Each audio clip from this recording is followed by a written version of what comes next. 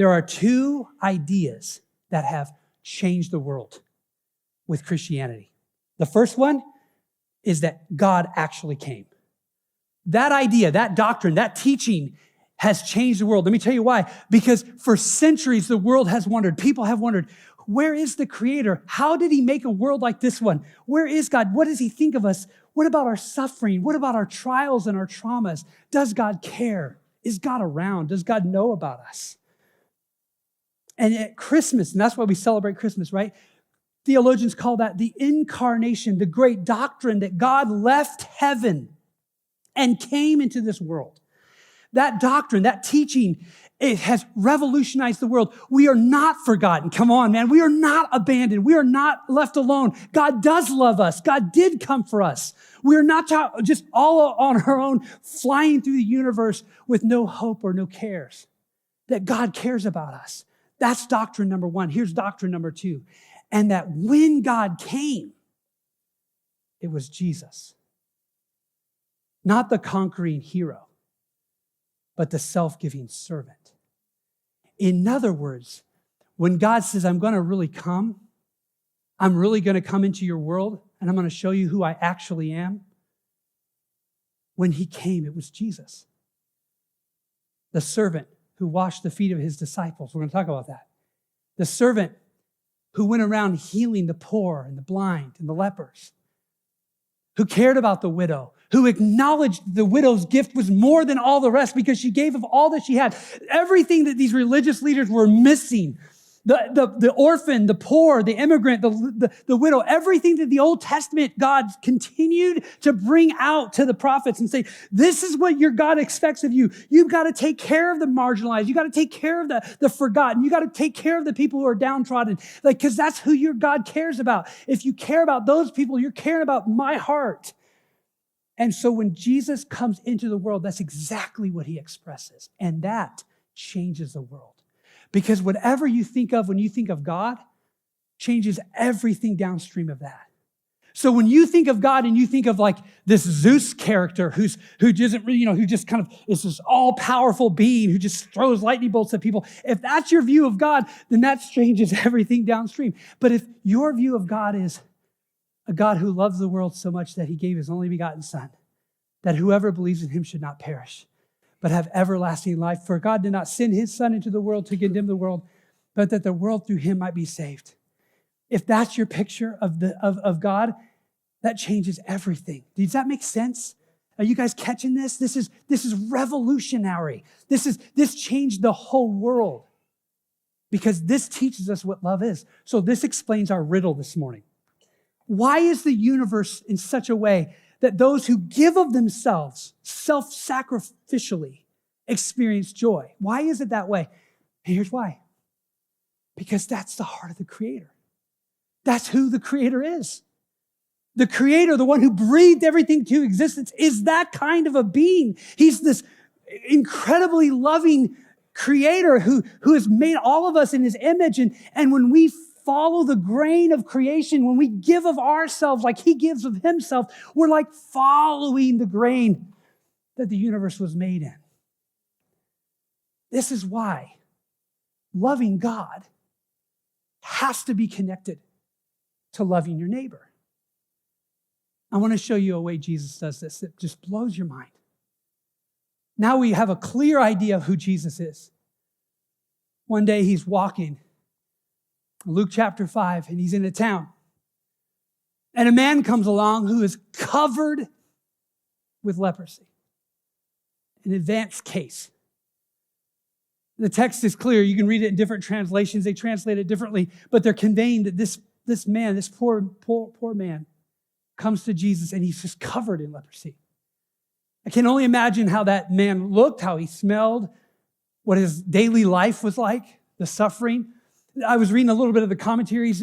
He's not supposed to be in town. He's supposed to be quarantined out of town. It could be that he knows he's about to die, that he's at the end of his disease, and he's at his desperate state. And he's going to break all the protocols and all the quarantines, and he sees his chance with Jesus. I don't know the backstory, but that's a guess. It's a good guess. It says, so when he saw Jesus, he fell at his feet. his face to the ground, and he begged him, Lord, if you're willing, you can make me clean. You got to know that this disease of leprosy was not only contagious and everybody knew it, it also rendered the person ceremonially unclean, which meant they weren't allowed to be touched. So it wasn't even just that they were contagious, like physically, that they looked at leprosy as some kind of a judgment, and they weren't allowed to be touched. In fact, if you touched a leper, you yourself were unclean. So here's what this means. You're consigned to a life of isolation. When you accidentally engage with people, you are required to yell unclean, to let them know they need to stay back. How many years was this man isolated? How did that hurt his psyche? How did that hurt the way he even saw himself? Unclean, unclean, unclean. And so he sees Jesus. He falls at his feet. And what Jesus does is remarkable. Verse 13. He reached out his hand. He touched him. Why is this so remarkable? Because we know Jesus can heal with a word. We've seen it. Jesus can just say something and the person's healed. In fact, there's another text where other lepers meet Jesus and they're at a distance and he just says the word and they're all healed. But Jesus doesn't do that in this case. Because Jesus is going to heal this man, not just physically, but socially and spiritually. By touching the man, he is reintroducing him to society. You are not beyond my touch.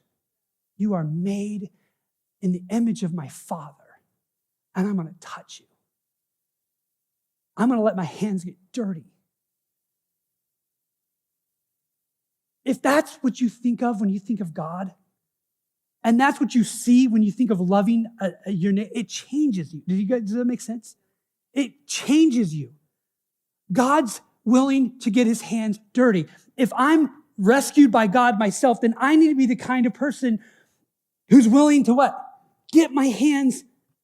You hear me this morning? Like, that's what it means to love your neighbor. He's showing it. He isn't just saying, love your neighbor. He's like, let me show you how that's what's so beautiful about the incarnation. God isn't just, edicting like instructions from heaven, right? Here, do this and do that, do that.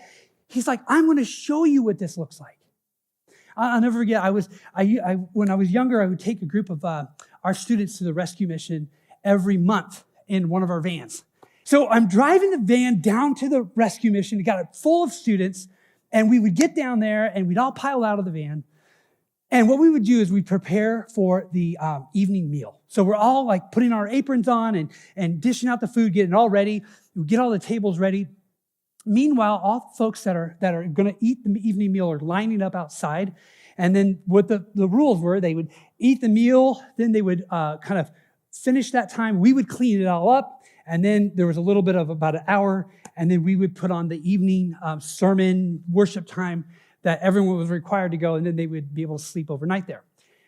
Well, I remember first going down.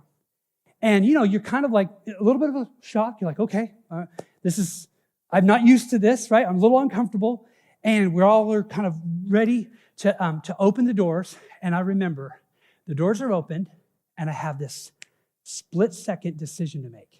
Because I hadn't really thought through what it was going to be actually like to start this. And I asked myself, how am I going to approach these people? And this story came to my mind. And I said, I'm going to love them the way I would want them to love me. And I'm going to treat them with dignity and respect. And I'm going to be at the door, and I'm going to put my hand out there and say, man, I'm so glad you're here. I'm so thankful you're here with us to have dinner.